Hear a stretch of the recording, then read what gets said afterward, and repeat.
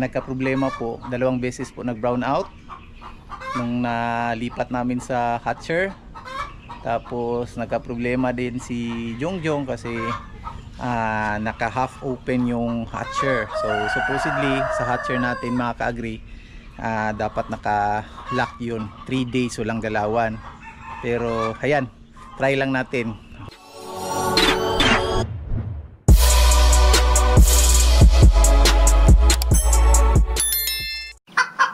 Good morning mga ka-agri. So today mag-harvest tayo ng dun sa previous vlog ko na nagsalang tayo ng 700 plus na itlog, fertilized eggs. So today 21 days nila ngayon.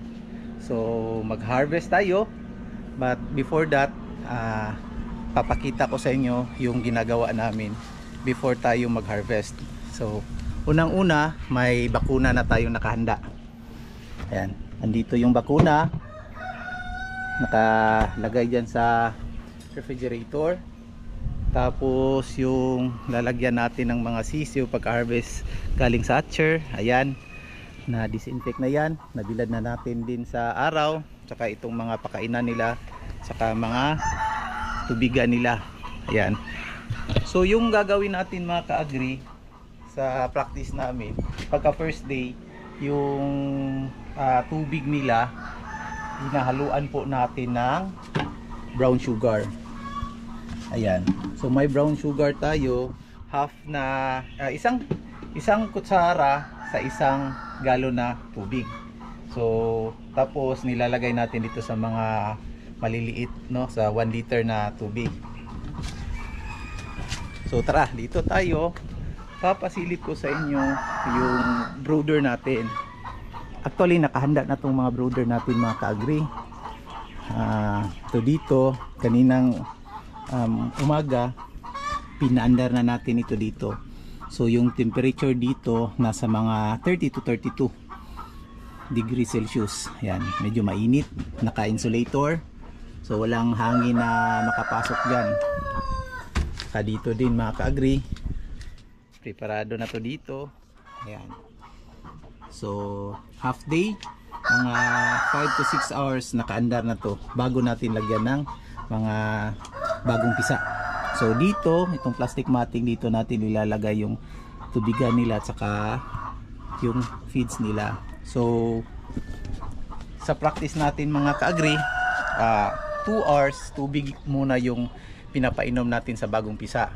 Tapos after 2 hours lalagyan na natin ng feeds. So Integra 1 yung ginagamit natin na feeds mga ka-agri. Saka dito papasilip ko ito din. Ayan, so nakahanda to dito mga ka-agri. Ayan, wala iba yung kulay. So ayan dito, tapos naka-enclose ito dito mga ka-agri, walang hangin na makapasok dito. Ayan,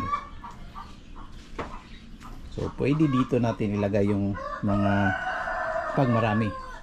So depende pa po talaga mga ka-agri kung ilan yung ma-harvest natin. Hopefully mataas yung makuha natin, no, ma-harvest natin today.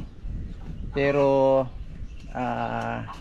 I doubt po mga ka-agri kasi nagka-problema po, dalawang beses po nag-brown out nung nalipat namin sa hatcher.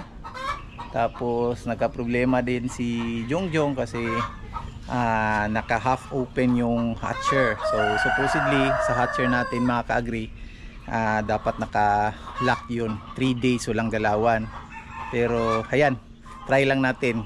Hopefully malalaman natin ngayon kung ilan yung ma-harvest natin. So dito, so nakahanda na din ito dito mga ka-agri. Ayan, naka-andar na, nakaset na itong brooder dito tsaka dito. Tara, harvest tayo.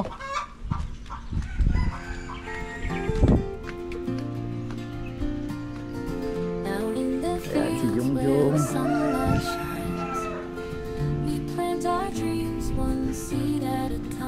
Tapos so, dito kunin natin to.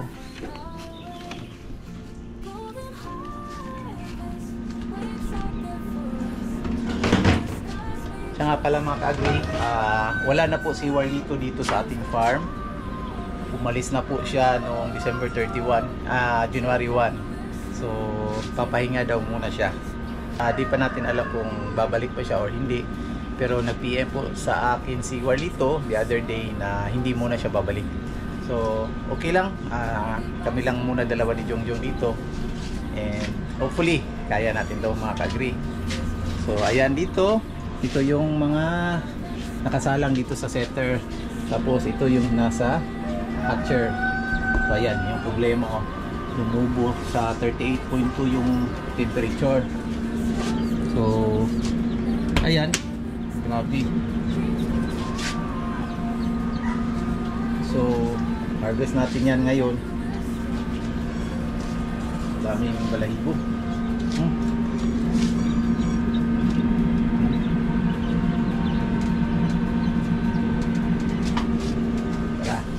Ready natin, tapos diretso tayo na mag-sexing lalaki sa babae. Ayan yung mga fertilized eggs natin. So ayan mga ka-agri, ito tapos na po natin na disinfect. Yan, ito yung lalagyan natin ngayon. So tara.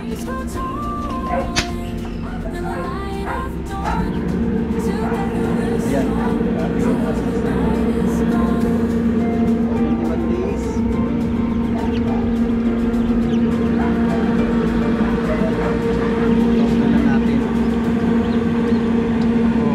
Kuha lang tayo ng isa.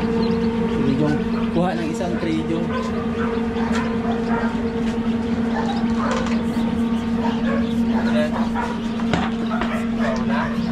Oh, isa lang muna.